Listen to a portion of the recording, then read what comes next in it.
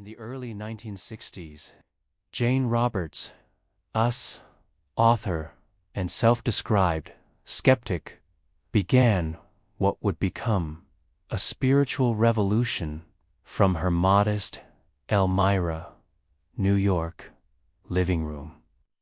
Sitting with her husband, Robert Butts, she entered trance states in which an entity identifying itself as Seth spoke through her. What began as personal exploration swiftly became a remarkable record. Robert meticulously typed session notes, preserving nearly 2,000 pages of dialogue later published as the Seth Material. Seth Speaks: The Eternal Validity of the Soul, 1972, and The Nature of Personal Reality, 1974. These texts are not derivative pamphlets. They are substantial volumes. Seth Speaks alone runs to around 500 pages in its first printing, together forming a substantial body of work that presents a cohesive metaphysical system, not fragmented assertions. This is not hearsay. The original trance recordings, first drafts, audio tapes, and correspondence found their way into the Jane Roberts papers, catalogued at Yale's Beinecke Rare Book and Manuscript Library. These materials are accessible via Yale's online finding aid EMS 1090, lending a rare level of archival credibility to what might otherwise have ended up as ephemeral spiritual claims. The preservation includes letters to editors, publishers, early outlines, handwritten drafts, and audio recordings labeled by date and subject. One can trace the evolution of individual sessions, how Seth articulated concepts such as all, that is, multiple probable realities, and the interplay of consciousness and form. This real-world documentation is foundational. You're not working from legend. You're working from dated, physical evidence of a sustained spiritual teaching emerging in mid-century America. Why does that matter? Because it's the gateway into the spiritual core of the material. From those pages emerges a radical claim. Baldly stated, yet transformative: you create your own reality. As Seth explains in The Nature of Personal Reality, what you think is what happens, and your beliefs and expectations determine the nature of your experience. This is spirituality, reframed not as liturgy or dogma, but as a functional architecture of lived experience. The cosmos, as Seth describes, isn't a random machine, it's responsive. The spiritual core is that consciousness is not a servant of matter, it is matter's progenitor. This flips the script on physicalism. God door, what Seth calls all that is, isn't a separate deity. It's the unified field of consciousness from which you and I and all phenomena arise. This teaching did not emerge in a vacuum. The us cultural soil of the 1960s and 70s was fertile for such ideas. Psychologists, students, veterans, and disillusioned executives were leaving institutions behind and looking for autonomy and inner control. The zeitgeist was spiritual, but unapologetically individualistic nuage was becoming mainstream talk. In academic surveys of new religious movements, the Seth Material is grouped with A Course in Miracles, Edgar Case's work, and the Finhorn phenomenon as pivotal to the New Age wave. These texts translated spiritual possibility into cognitive terms, into tools, how to revise belief, how to test subjective change, how to see past, present, future as accessible fields rather than a one-way arrow.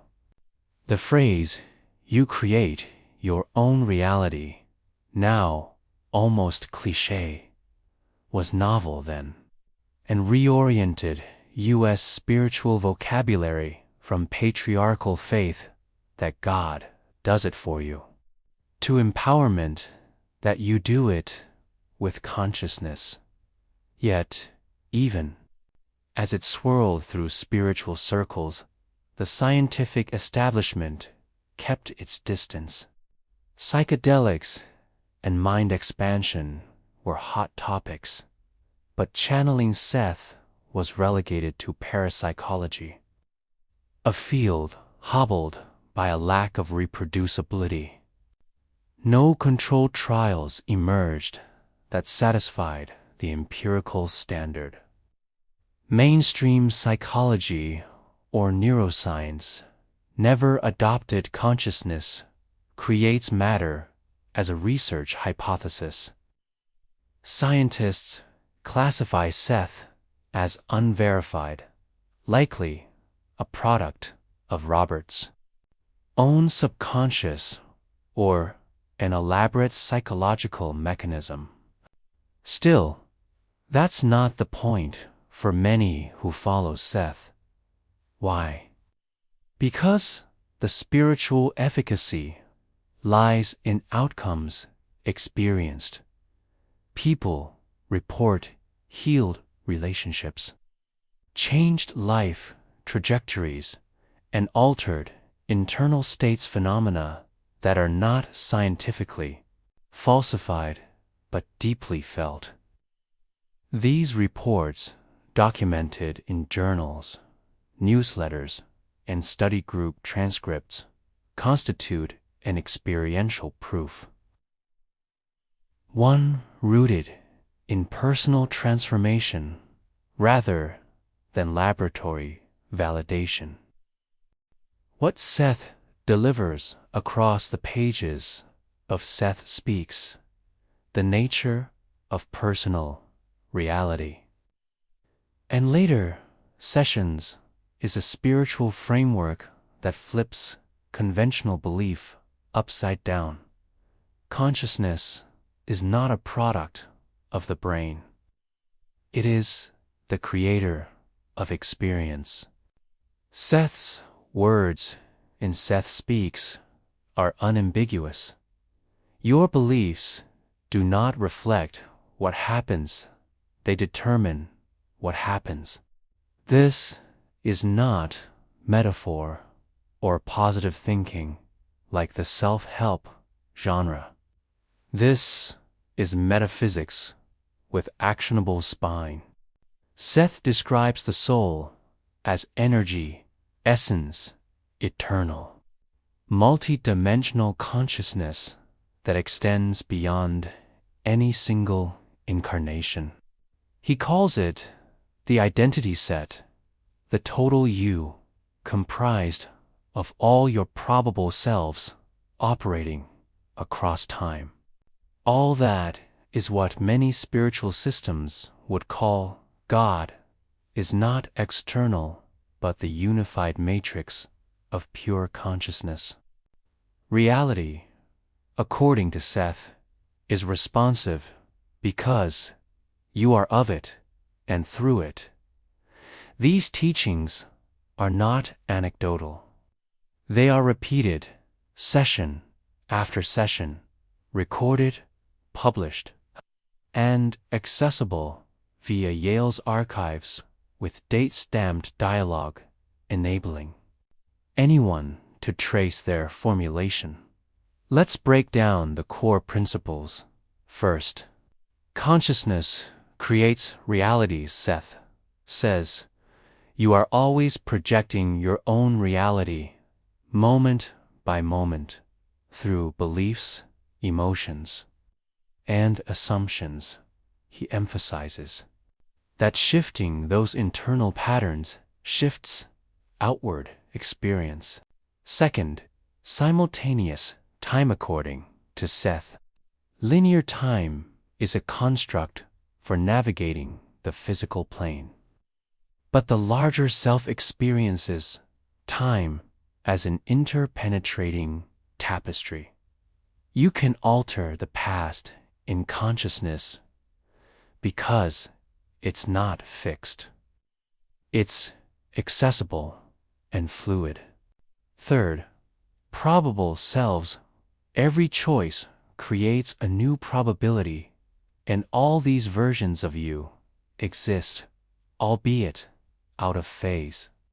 You can tap into your possible futures and weave them back into your present. These are not one-off ideas, they're structural pillars of the system Seth builds. These teachings are presented not as airy philosophy, but as direct, practical methodology. The nature of personal reality includes instructions to observe and test beliefs. Start with small statements like I can earn what I need easily, monitor the results, and shift until your environment follows. Robert's transcripts include Seth's encouragement to treat your feelings and imaginings exactly like real things and act as if the change is already real, and watch what the physical world adjusts.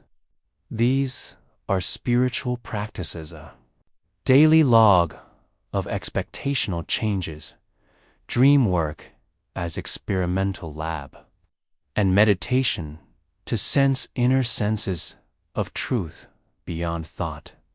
The emphasis is on experiment, not creed, encouraging each person to experience direct validation.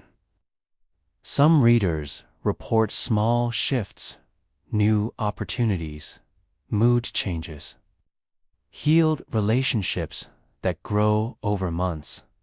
From a scholarly perspective, this spiritual technique hybrid helped redefine how many Americans practice spirituality. Rather than believing, they act. Rather than waiting for grace, they choose. The Seth methodology bypasses dogma by giving language to internal alignment, meaning the spiritual becomes inseparable from the practical. At the same time, scholars in religious studies classify Seth's work in a lineage of empowered spiritual individualism that rose in post-war U.S. a movement away from institutional religion toward experiential divinity and self-co-creation. It built a bridge between self-help and mysticism, psychology and soul, personal agency and cosmic consciousness. And importantly, the fact that each technique is anchored in the published dialogue with publisher dates, page references, and transcript metadata provides a traceable roadmap, not wishful thinking. Critically, while mainstream science doesn't accept consciousness as the literal substrate of reality. Psychology does validate that beliefs impact perception, decision-making, and behavior, so there's an intersection between spiritual framework and empirical psychology. Cognitive science shows self-fulfilling prophecies and mindset shifts matter. Seth's layering of metaphysical claim over that psychology doesn't prove the metaphysics, but does leverage a psychological truth to fuel a spiritual experiment. Thus, individuals can test Seth's methods without needing to prove the unseen. They only need to observe their results. Spiritual credibility in this system comes from consistent outcome, not institutional endorsement. The method stays humble. Test it and see. To fully appreciate Seth's influence, it's essential to place these teachings alongside historical spiritual traditions and the way they have evolved into today's consciousness movement. In many respects, Seth's framework echoes aspects of Eastern philosophies, such as the Vedantic view that Atman self is inseparable from Brahman, the Absolute, yet it does so without requiring cultural or ritual adoption. For an American audience in the late 20th century, this was transformative. No mantras in foreign languages, no robes, no temples. Instead, Seth's approach translated deep metaphysical principles into everyday English and applied them to daily decision-making.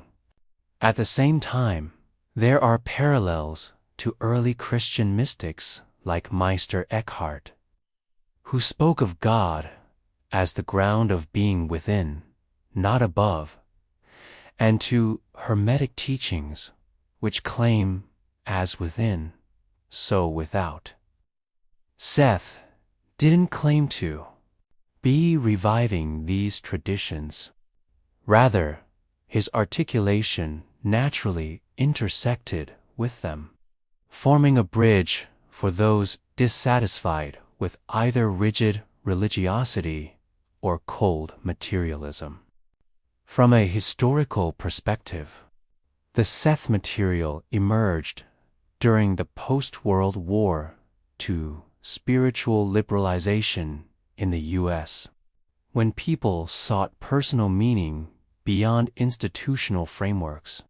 This was also the era of the human potential movement, in which figures like Abraham Maslow and Carl Rogers emphasized self-actualization. Seth fit right into this cultural pivot, offering what could be called spiritual self-actualization, where developing inner beliefs was as critical as career, relationships, or physical health. What's remarkable is how this paralleled developments in quantum theories, popular interpretations about observation influencing outcome, the non-locality of particles, and the interconnection of systems, while physicists rightly maintain that Seth's metaphysics is not science. The public was already primed to integrate such language into their spiritual lexicon. This merging of mystical and scientific imagery helped the material spread across American living rooms without feeling alien. Today, Seth's ideas continue to ripple through modern spiritual communities, life coaching, and even therapy. Techniques such as belief reprogramming, visualization, and quantum manifestation bear a clear lineage to Seth's core methods, even if practitioners don't cite the source. The underlying appeal is twofold. First, it restores personal agency in a world where many feel powerless. And second, it provides a non-dogmatic framework for understanding life's challenges and opportunities. In a digital era where attention is fragmented and skepticism is high, the demand for experiential proof remains. That's where Seth's advice: keep a belief journal, track your results, modify, repeat still feels fresh. You don't have to believe in channeling to find the exercise useful. You only have to test whether changing your inner dialogue changes your lived experience. In closing, Seth's message, as brought forward by Jane Roberts and carefully documented by Robert Butts, is not about abandoning critical thought, but expanding it to include inner realities as valid arenas of exploration. Historically situated, spiritually robust, and methodologically practical, it offers Americans a way to engage with spirituality as a participatory act rather than a passive belief. For seekers today, it means reclaiming the role of co-creator in life's unfolding story, not as mystical escapism, but as a conscious, daily practice grounded in both ancient echoes and modern experimentation.